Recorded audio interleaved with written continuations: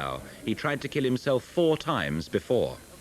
Rudolf Hess's son arrived in West Berlin today to the news that his father had probably committed suicide. With his lawyer, he tried to gain access and more information from the prison, but there was no answer. The official story here is that Hess's father was taking his usual walk in the garden. He stopped for a rest in a cottage. His guard left him for a few moments, and when he came back, found him lying with an electrical cord around his neck. He was rushed to the British military hospital. Resuscitation failed, and he was pronounced dead.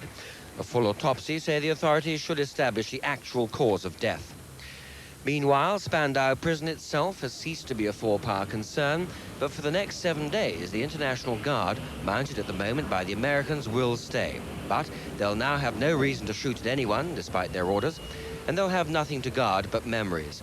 And even these, the authorities are working hard at erasing forever. Inside the mouldering pile with its broken windows, the 4 governors are supervising the removal of all stores, furniture, and particularly the records.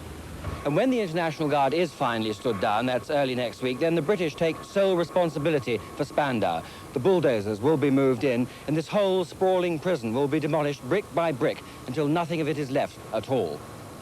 For the one thing on which the 4 occupying powers are agreed is that even Hess's ghost must be exorcised from this place, so that it will never, ever become a rallying point for those who still support Hitler's Nazi philosophy. This evening, Colonel Bird, who was a military governor of Spandau for 8 years, knew Hess well, expressed some misgivings about Hess's death. Now, here's a man who is 93. He's blind in one eye, he can hardly walk, can hardly see out of the other eye, and we're told that he took a wire cord and put around his neck and strangled himself. I know the security measures in Spandau prison.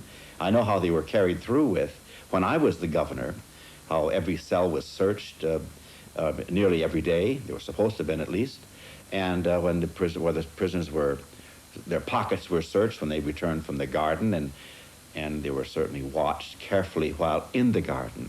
I am surprised because the attempts of suicide Rudolf Hess that he made while in the prison were not serious attempts. You're going to kill yourself, you're going to take a nail, rip open your artery or cut deep through the artery or something of that nature. I say I'm in no position to come out and say that somebody is not telling the truth here, but I'm glad it's being seriously investigated. So even in his death, mystery and confusion surrounds Hess, and that still has to be sorted out here. Desmond Hamill, News at 10, West Berlin.